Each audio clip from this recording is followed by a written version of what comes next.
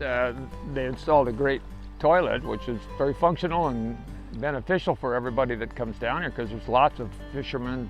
But they built that toilet, and I called up Bob and said, you know, you built that toilet, it's a great addition, but you built it on my property. He said, you gotta be kidding me.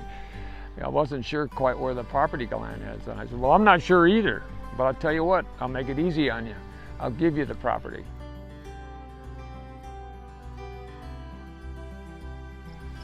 Don Bonker was our congressman at the time in Southwest Washington. And he called me up one day and said, I'm going to send a guy out who has the Northwest Power Act in his committee. And I want you to show him around. I said, sure, what's his name? John Dinkle. Okay, well, fine. I picked him up.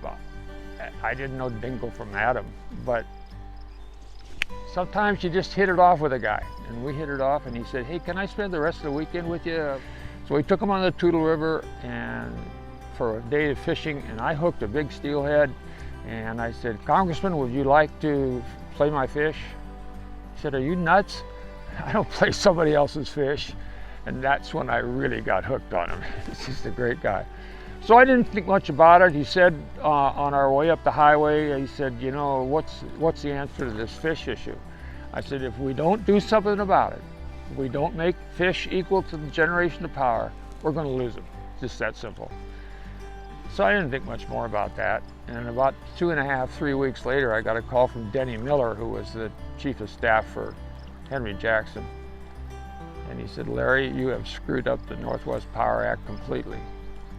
I said, what are you talking about? He said, well, you got Dinkle to where he's requiring fish to be equal to power generation, and I don't think that'll work. I said, well, I don't know what's wrong with that. And Bonker called me up and said, don't get nervous. Dinkle is a hard nose. He will not let it out of his committee till we get it the way we want it.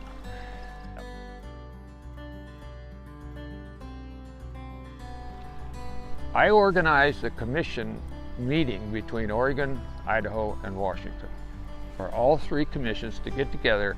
And so in the process, I met Jack Hemingway, who was the chairman of the Idaho Fish and Wildlife Commission.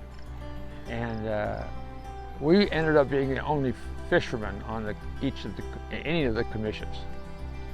So he and I ended up on a little lake out of Spokane. I don't remember what the lake was, and we started fly fishing to see who could cast the farthest. And he was pretty good.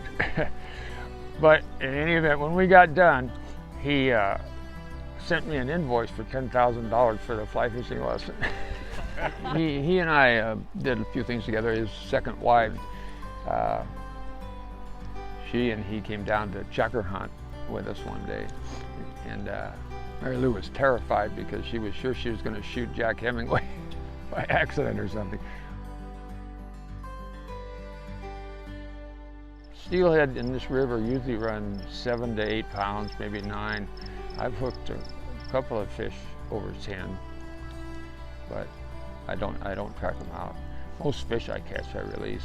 There's lots of great bass fishing too. I'm not a bass fisherman, but they do come here and bass fish this time of year. And then when the steelhead are here, it's very busy. It's a beautiful place. Also, drifting from Bogans down to here is a beautiful drift, and I've done it many, many times. One time I had my son, and we hit ice in 3 spots. So I had to have him get back in the back of the boat with me, and we'd go as far as we could and slide up on the ice and finally get back to where the water was flowing. We've had a lot of adventures on the Grande Ronde River.